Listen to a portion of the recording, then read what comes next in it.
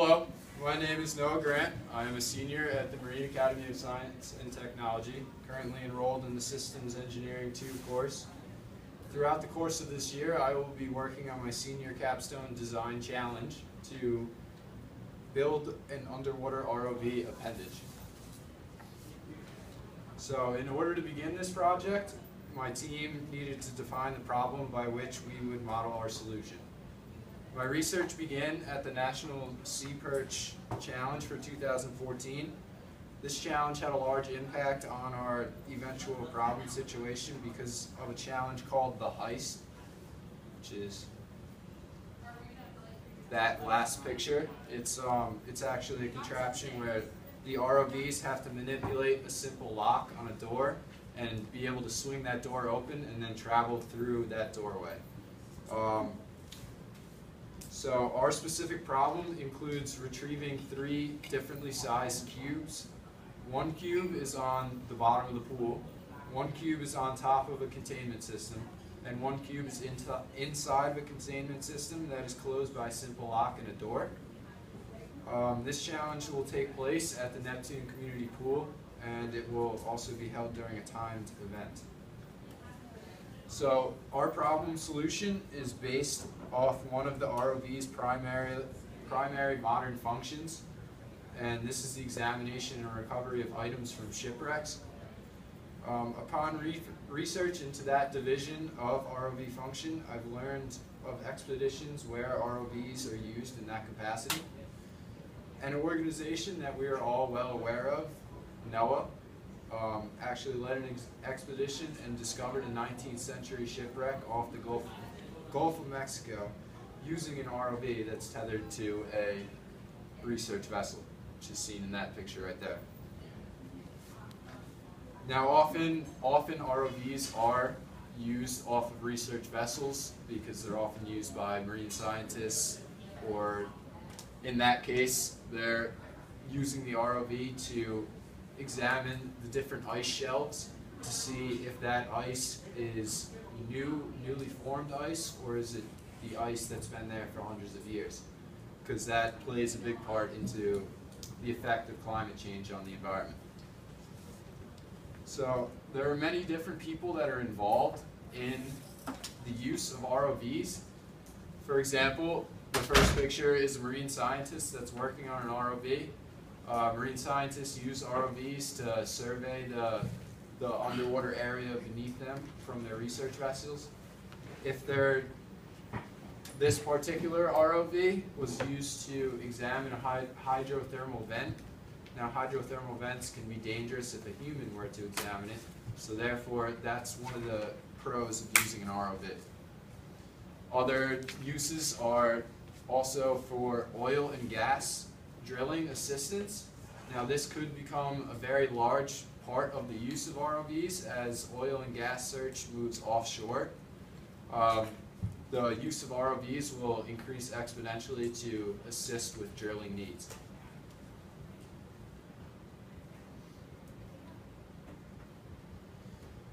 Now overall, ROVs are becoming convenient and smart solutions to many subsurface expeditions or problem situations. For our specific problem situation, the basis is an examination of a shipwreck.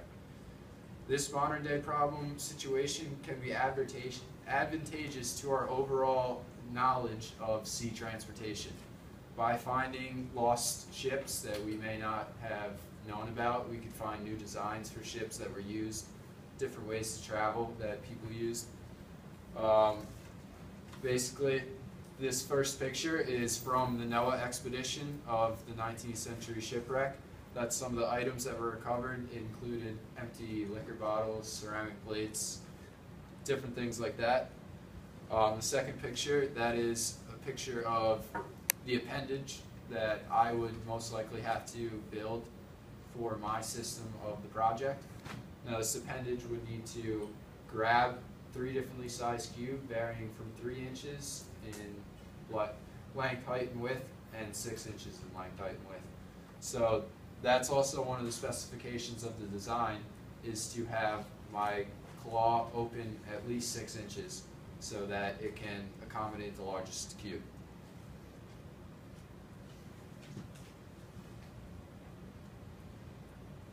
Now, when examining the stakeholders for this project, I found several companies that specialize in the manufacture and distribution of ROV systems. One of these such companies is Deepwater Engineering. They're based out of San Jose, California, and they sell products to over 400 customers in 25 different countries. Their products are high-tech and sleek and business-oriented. The last picture is a picture of one of their products, the T4N, and it is used for underwater surveying and cinematography. So, added on to some products that we could add on to our design that would help to impress the stakeholders could be things such as LED lights, GoPro cameras to improve our functionality and maneuverability of our overall design. Also, another great advantage would be if we can wire the system to run on one controller, such as this PS2 controller here.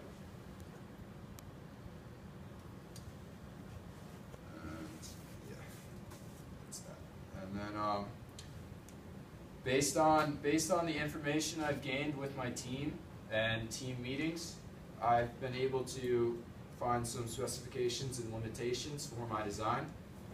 Now, some of those specifications would be that my design needs to be lightweight, durable, and obviously operatable underwater. That limits me to materials that are waterproof, and usually materials that are lightweight and durable may be somewhat expensive, but if I'm using plastic pieces, which is my main thought at this point, it may not be that expensive because I could either 3D print them, which could work at Camp Evans, or I could purchase them from a company that my mentor mentioned to me. So, another specification of my design is that I will have to create my design using only the tools and environment that I'm giving in the systems lab. So that will limit me to materials that I can work with in the lab, materials that are safe to handle in the lab. Another one of my specifications is that I have to recognize the weight of my system will affect the overall buoyancy and center of mass of our whole system, our whole ROV. So I'll need to notify my other teammates about that so that we can balance out the center of mass of our system so that it is maneuverable underwater.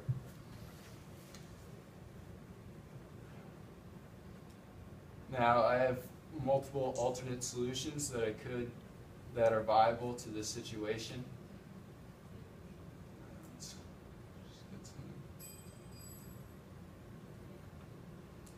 So my first alternate solution is the grabbing claw solution.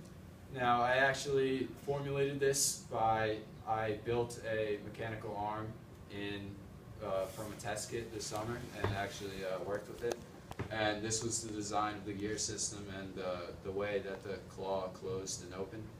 So basically, if I can spin the gears opposite directions, then the claw will open and close. The materials I'd use for that would be plastics because they're durable and they're easy to work with. My second solution is the bulldozer solution, where I could simply have something like a bulldozer, something like the carrying thing of a bulldozer, and what I could do is put a rubber ending on the bottom to create friction between the bottom of the pool and the bulldozer and the cube. And if I can make a mechanical arm so I can lift the bulldozer up and down, then I can bring the cube into the containment of the bulldozer. My third solution is the closing claw solution. Now, this is where I would have my claw attached to a smaller PVC pipe that is encased inside a larger PVC pipe. Now, the larger PVC pipe would be movable, and it would actually be geared to move reciprocating, so that when it moves up, it'll actually push the claw pieces together, and when it comes down, the claw pieces will release and they'll be open. And my last solution is the net solution, which is simply using a net as a containment system. If it gets the cubes from one place to another, it is a viable solution. So I could put a rubber ending on the bottom of the net to get the cubes inside of it, and then I can turn the net upwards so that the force of water resistance will be opposite to the force to the movement of our ROV as we resurface. So I will be able to bring the cubes up. That is my initial progress update. Are there any questions?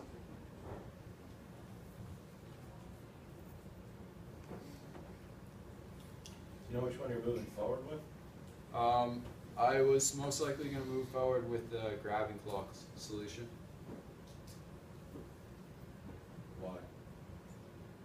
Because I built a test kit of that one, and I'm very familiar with it, and I know exactly how the gear system is going to work. I just need to figure out how I'm going to connect it to a motor and get the motor to spin, well, turn the gears one way and then turn the gears the opposite way, without like having to switch the leads.